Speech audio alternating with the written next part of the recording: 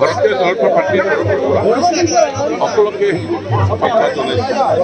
আজি আমি প্ৰায় 5,000 কাৰ্যকৰ্তা আৰু সমৰ্থক লৈ আমি এইমাত্ৰ নমিনেশ্যন আমি দাখিল কৰিলোঁ।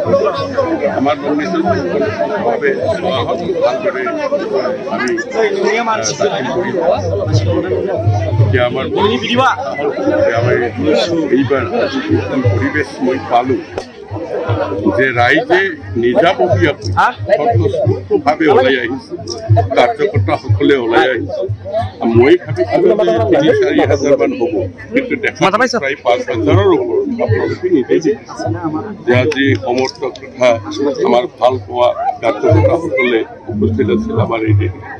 আৰু মই নিশ্চিন্ত যে এইবাৰ 1 নং পৰ্বত ভাৰতীয় জনতা পাৰ্টীৰ পৰা মই নিশ্চিতভাৱে বিজয়ী হ'ম। গতিকে আত্মবিশ্বাস যে মই দেখা গৈছে যে আপোনালোকে 30খন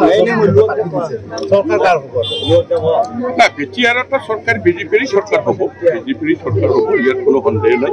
প্ৰথমতে আমাৰ 28টামান খেলাৰ কথা আছে, কিন্তু ইমান ভাল প্ৰতিটো জাগাত ৰেছপন্স আহিছে। আল্টিমেটলি এতিয়া 30টা ভাৰতীয় জনতা পাৰ্টীৰ পৰা ইয়াত কেণ্ডিডেট দিয়া হৈছে। আজি সকলোৱে নমিনেশ্যন দাখিল কৰিব। এতিয়া পৰ্বতজৰাৰ ক্ষেত্ৰত মই এইখিনি কওঁ যে আজি পৰ্বতজৰা সম্পৰ্কে আপোনালোকে জানে যে এই পৰ্বতজৰা ব্ৰিটিছ একৰ্ডৰ জৰিয়তে 2003 আজিৰ পৰা 23 বছৰ আগত এই পৰ্বতজৰাটো স্থাপন কৰা হৈছে, প্ৰতিষ্ঠা কৰা হৈছে, ক্ৰিয়েশ্যন হৈছিল এই পৰ্বতজৰা। কিন্তু সেই দিনাৰ পৰা আজিলৈকে এইখন যে অফিচ য'ত মই নমিনেশ্যন দাখিল কৰিলোঁ, এইখন অফিচৰ মানে SDO, চিভিল SDO আৰু 3জনমান মেজিষ্ট্ৰেট আৰু 10জনমান ষ্টাফৰ বাহিৰে কোনো ধৰণৰ ইয়াত সাব ডিভিশ্যনৰ প্ৰাসংগিক যিবিলাক অফিচ হ'ব লাগিছিল, যিটো 38টা বিভাগটো বিটিআৰ চৰকাৰক দিয়া হৈছে। এই 38টা বিভাগৰ পৰা কোনো এটা মানে বিভাগত ইয়াত কোনো এটা সাব ডিভিশ্যনেল অফিচ নাই। আৰু অতি দুখৰ কথা যে জেনেৰেলি সাধাৰণতে আমি দেখোঁ এটা সাব ডিভিশ্যনত এটা 100টা বিচনাযুক্ত সামৰিক চিকিৎসালয় যিটো হয়, চিভিল হস্পিটেল 100 বেডেড বিচনা, কিন্তু এইটো আজিলৈকে ইয়াত হৈ নুঠিল। আৰু আমিও আশাও কৰিছিলোঁ যে আমাৰ কোকৰাঝাৰ গৈ পেলাই আমাৰ জামিন থামিন লোৱাৰ ক্ষেত্ৰত বহুত কষ্ট হয়। ইয়াত যিহেতু সাব ডিভিশ্যন আছে, এটা সাব ডিভিশ্যনেল কোৰ্ট এটা হ'ব লাগে। এই বিষয়ত কোনো ধৰণৰ কোনো পদক্ষেপ লোৱাটো দেখা নগ'ল। 2011ত মই বিধায়ক আগতে মই প্ৰশ্ন কৰিছিলোঁ যে পৰ্বতজৰা চিভিল সাব ডিভিশ্যনত চিভিল হস্পিটেলখিনি বনোৱাৰ কিবা ব্যৱস্থা লৈছে নেকি আৰু সেইটো কেতিয়া কৰা হ'ব। তেতিয়া সেই সময়ত যে মন্ত্ৰীয়ে উত্তৰ দিছিল যে পৰ্বতজৰাৰ বিটিআৰৰ পৰা যেতিয়া মাটি আমাক দিয়া হ'ব তেতিয়া আমি এই হস্পিটেলটো বনোৱাৰ ব্যৱস্থা কৰিম, কিন্তু আজিলৈকে সেইটো হৈ নুঠিল। গতিকে মোৰ এজেণ্ডা এইটো যে প্ৰথমতে ইয়াত 100টা বিচনাযুক্ত হস্পিটেল আমি বনাম বৰ্তিকাৰ পিছত। দ্বিতীয়তে জুডিচিয়েল মেজিষ্ট্ৰেট ফাৰ্ষ্ট ক্লাছ, এটা পূৰ্ণাংগ মানে আদালত নহয়, কিছু কেছবিলাক জামিনৰ ক্ষেত্ৰত কিছু সৰু সুৰা কেছবিলাক বিচাৰ কৰাৰ কাৰণে মেজিষ্ট্ৰেট জুডিচিয়েল ফাৰ্ষ্ট ক্লাছ এইটো হয় ব্যৱস্থা আছে। এই ব্যৱস্থাখিনি এই পৰ্বতজৰাত দিয়াৰ কাৰণে মই আপ্ৰাণ চেষ্টা কৰিম। ইতিমধ্যে এই বিষয়ত মই ওপৰমুখৰ আলোচনা কৰিছোঁ।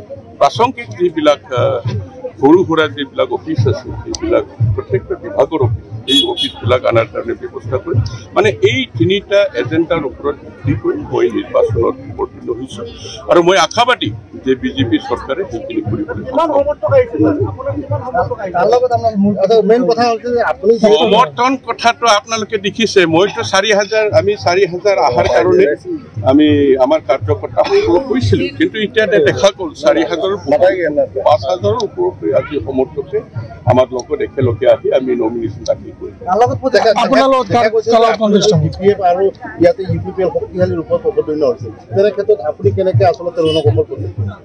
এতিয়া ৰাইজে ক'ব। এতিয়া নমিনেশ্যন ক্ষেত্ৰতো আপোনালোকে দেখিছে যোৱাকালি UPPLৰ কিমান সংখ্যক সমৰ্থকে আহিছে, ৰাইজেও দেখিছে, আপোনালোকেও দেখিছে। এইবিলাক প্ৰশ্ন কৰি লাভ নাই, মানে ৰাইজে যাক ভোট দিব সিয়ে জিকিব। আৰু মই আশাবাদী ৰাইজে বিজেপিক ভোট দিব, কাৰণ ৰাইজে কি বিচাৰে? ৰাইজে শান্তিৰে বিটিয়াৰ অঞ্চলত শান্তিৰে এমুঠি ভাত খাই জীয়াই থকাটো বিচাৰিছে। আজি আমাৰ ভাৰতীয় জনতা পাৰ্টি আমাৰ শ্ৰদ্ধাৰ জনপ্ৰিয় মুখ্যমন্ত্ৰী ডক্টৰ হিমন্ত বিশ্ব শৰ্মা ডাঙৰীয়া যেতিয়াই মুখ্যমন্ত্ৰী হিচাপে শপত গ্ৰহণ ল'লে, কাৰ্যভাৰ ল'লে, তাৰ পিছৰ পৰাই গোটেই বিটিয়াৰ অঞ্চলত বন্দুক কালচাৰ যিটো আমি কৈছিলোঁ, AK-47 যিখিনি আৱাজ বিটিয়াৰ অঞ্চলৰ ৰাইজে শুনিছিল, এইবিলাক সম্পূৰ্ণ নাইকিয়া হৈছিল। ৰাইজে সেইটোৱেই বিচাৰিছিল। আজি এই ডক্টৰ হিমন্ত বিশ্ব শৰ্মাৰ বলিষ্ঠ পদক্ষেপত বিটিয়াৰৰ যে শান্তি প্ৰতিষ্ঠা হৈছে, এই শান্তি প্ৰতিষ্ঠাটো স্থায়ীভাৱে ৰখাটোৱেই ৰাইজে বিচাৰিছে। সেইকাৰণে ৰাইজে ভাৰতীয় জনতা পাৰ্টীক ভোট